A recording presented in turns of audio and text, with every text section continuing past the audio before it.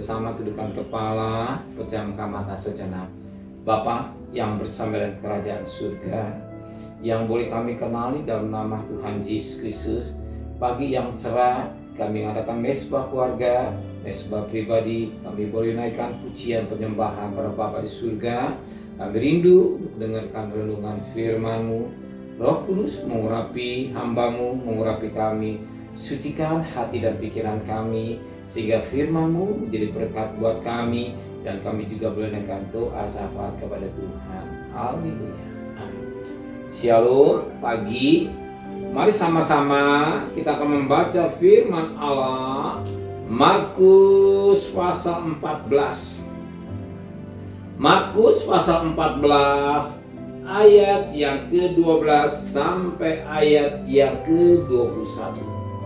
Markus pasal 14 ayat 12 sampai ayat 21.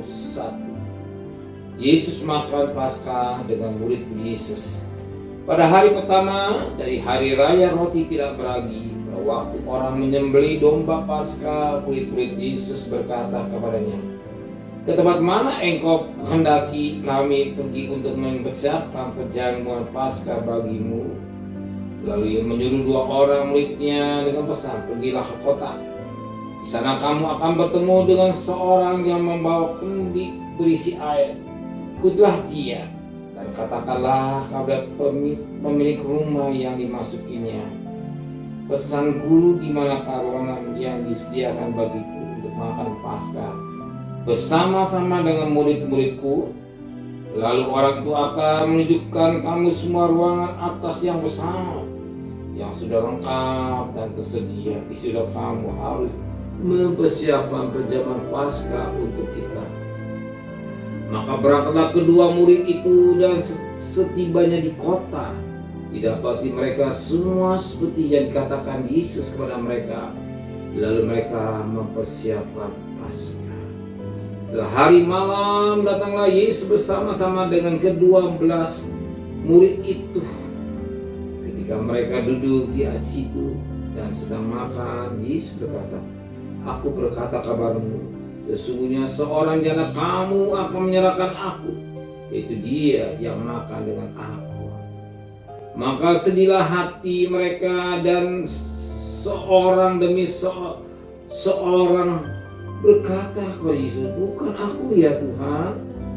Ia menjawab, "Orang itu ialah salah seorang dari kamu yang 12 ini.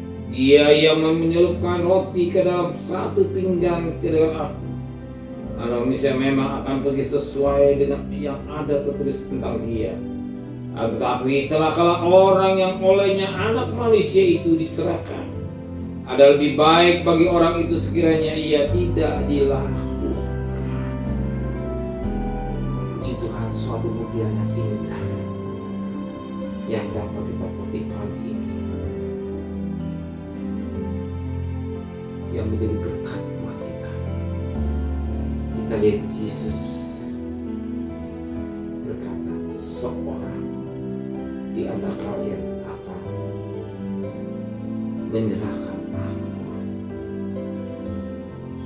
menyerahkan aku untuk disalib." Dan masing-masing bertanya, "Bukan aku ya Tuhan, bukan aku." Tapi apa kata Yesus? Ayat yang ke-29.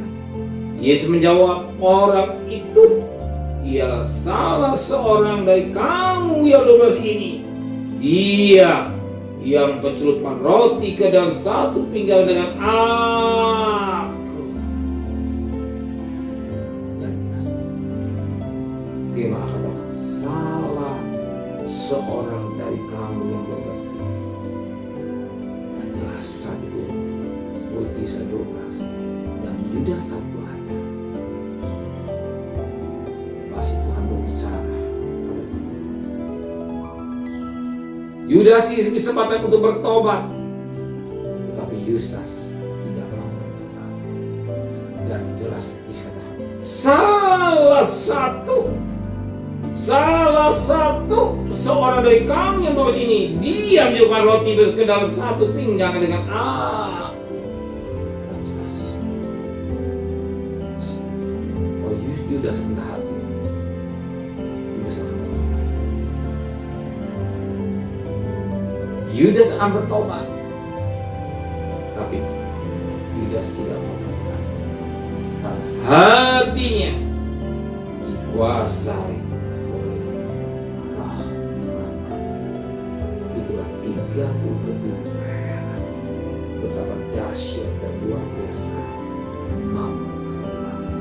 Kalau sudah merasuk manusia, sudah menguasai manusia, sekalipun tegur, tetap dia tidak mau bertobat. Sekalipun nasihati, tidak mau bertobat. Karena roh mampu sudah menguasai, tidak mau makan. Karena uang 30 perak, dia katakan dia akan sukses, dia akan berhasil, dia akan hebat dan segala-galanya. Dia bikin uang segala-galanya. Sepertinya uang penting, betul. Tapi dia lupa. Dia lupa keselamatan utama. Keselamatannya utama. Betul, kita butuh uang, saya juga butuh uang. Tapi ingat, jangan sampai hidup kita dikuasai roh mamon atau uang. Sekalipun ditegur, diingatkan, tetap mengeraskan hati. Maka firman Tuhan, Anda ingat, kita harus punya hati yang rendah. Kenapa roh menguasai? Ya, roh sudah menguasai. Ya, orang itu, ya, hebat. Keselamatan tidak baik bagi dia, tidak penting. Yang penting uang. Berapa banyak manusia akan mengejar uang, bukan keselamatan. Maka firman Allah berkata pada ayat 21, anak manusia memang akan pergi sesuai dengan yang ada terus tentang dia. Akan tetapi celakalah orang yang oleh anak manusia diserahkan.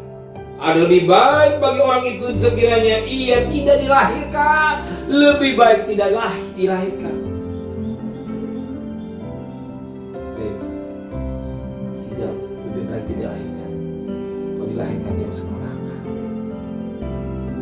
Dia tidak mau bertobat. Yesus pasti masuk neraka. Tanpa kita punya hati yang suci, pikirannya suci, angan-angan suci. Jangan kita sebuah di dalam amal di dalam amal. Kita diajar itu hanya museum dalam apa yang kita lakukan. Justru kita mau keselamatan. Kita mengatakan mati setelah apa ada udah kita revisi dunia jiwa binasa. Firman Tuhan jelas. Mati setelah apa artinya? Revisi dunia jiwa keselamatan. Langit akan memberikannya. Tapi kita menjaga, jangan hidup kita dikuasai oleh roh mampu atau tanah. Amin. Amin. Mari sama-sama tundukkan kepala. Terima kasih Tuhan buat firman. Menteraikan firman dalam hati kami. Jangan kami roh tamak atau tentang kuasa kita. Tapi bersyukur dengan apa yang ada dari kita. Kau berikan dari hidup kami. Sekalipun kami harus bekerja berdagang, Kau tahu kebutuhan kami. Kau siapkan apa yang boleh burung darah pelihara. Kau juga pelihara kami. Kami serahkan suami kami, istri kami, anak kami. Usaha kami, toko kami, pabrik kami, semua. Berikan besok pagi yang sehat dengan tidak kurang satu. Berkati Bapak Presiden, Wakil Presiden, para Menteri, para Gubernur, para Bupati, para Wali Kota, para camat, para lurah, para RW, para RT, para medis, relawan, berikan mereka takut kepada Tuhan. Sedang kekasih, malah berkat nikmat dari Allah Bapa, cinta kasih sayang dari Tuhan Yesus Kristus, dan berkat Roh Kudus menyertai saudara mulai hari ini sampai Maranatha Tuhan. Yang cinta Dia katakan, amin.